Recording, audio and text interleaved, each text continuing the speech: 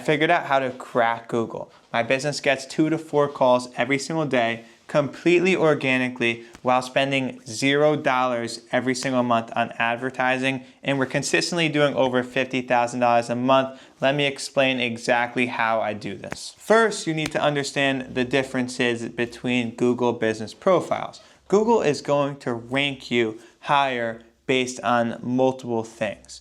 Like number one, how often you're posting, how active you are, where your service profile was created, how many pictures you have, how many reviews you have. One of the most important things are really the reviews, but also the type of business profile you create. Now, there are 2 different types of Google business profiles. You have number 1, storefront, and then you have number 2, which is service area. So what are the differences between a storefront and a service area? Well, it's exactly what it sounds like. A service area is a business that services a certain area, and they don't necessarily have a home base. They don't necessarily have an office or a storefront business. Now, a storefront is a business that could also service an area, but they have a storefront. They have a home base, an office that people are able to go into and people are able to work from. So, does a storefront get higher ranking or does a service area?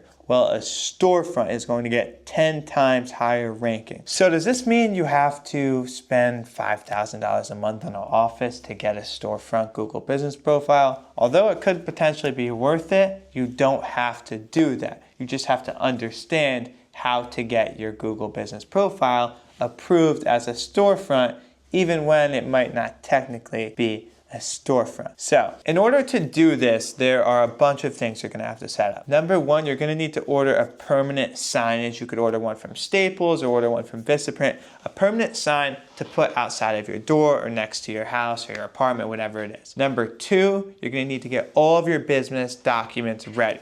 So you're going to need to have your LLC attached to that address. You're going to need to have that sign have the address on it too. You're going to need business cards, door hangers, your website out, anything to tell Google that you're a legitimate business.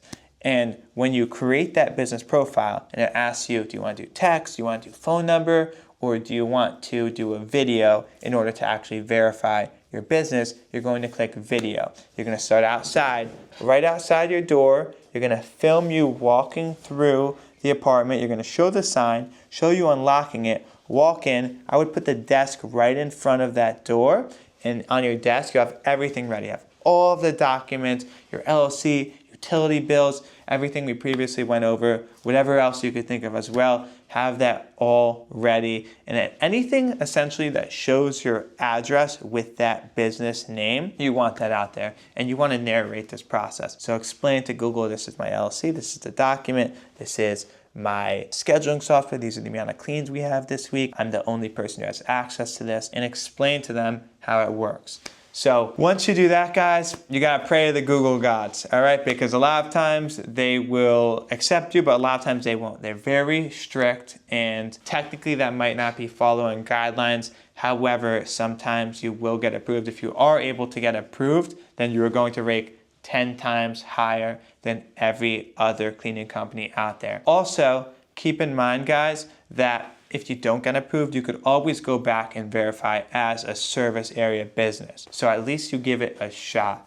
But at the end of the day, whether you have a service area business or you have a storefront business, you could still rank very high. My first Google business profile was ranked number 1 in the area, and it's also a service area business. So you can rank really high with the service area business too.